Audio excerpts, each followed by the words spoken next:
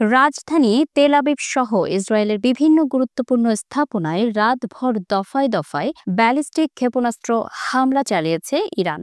শনিবার দিবাগত রাতের এই হামলায় অন্তত ১২ জন নিহত ও ২ শতাধিক মানুষ আহত হয়েছে বলে জানিয়েছে ইসরায়েলি গণমাধ্যম ও স্বাস্থ্য কর্তৃপক্ষ।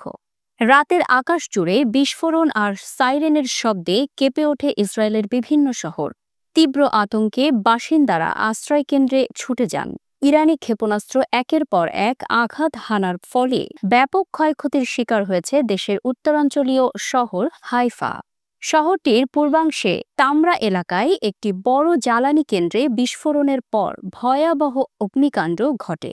এতে প্রাণ হারান অন্তত ৩ জন।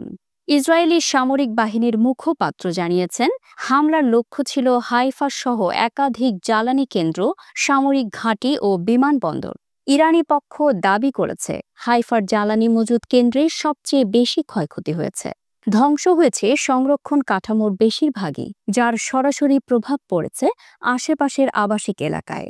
রাতে এই হামলার পরিপ্রেক্ষিতে আকাশ প্রতিরক্ষা ব্যবস্থাকে সক্রিয় করেও ইসরায়েল ক্ষেপণাস্ত্র প্রতিহত করতে পুরোপুরি সফল হয়নি। দেশটির ডোম সিস্টেম অনেক ক্ষেপণাস্ত্র প্রতিহত করলেও একাধিক ক্ষেপণাস্ত্র লক্ষ্যভেদে সক্ষম হয়।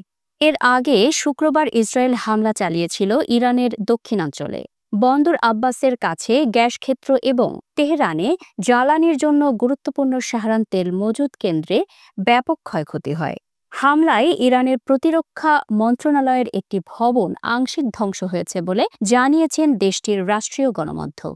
হামলার জেরে মধ্যপ্রাচ্যে উত্তেজনা আরও তীব্র আকার ধারণ করেছে। ইসরায়েলের প্রধানমন্ত্রী বেনিয়ামিন নেতানিয়াহু বলেন, আমরা তেহরান পর্যন্ত পৌঁছানোর পথ খুঁজে পেয়েছি।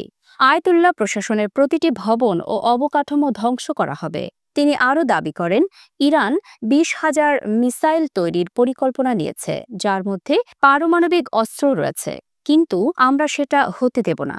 আন্তর্জাতিক সম্প্রদায়ের পক্ষ থেকে এই পাল্টাপাল্টি হামলা বন্ধের আহ্বান জানানো হয়েছে। তবে তীব্র প্রতিক্রিয়ার মধ্যে দুই দেশের মধ্যে সরাসরি যুদ্ধের আশঙ্কা বাড়ছে।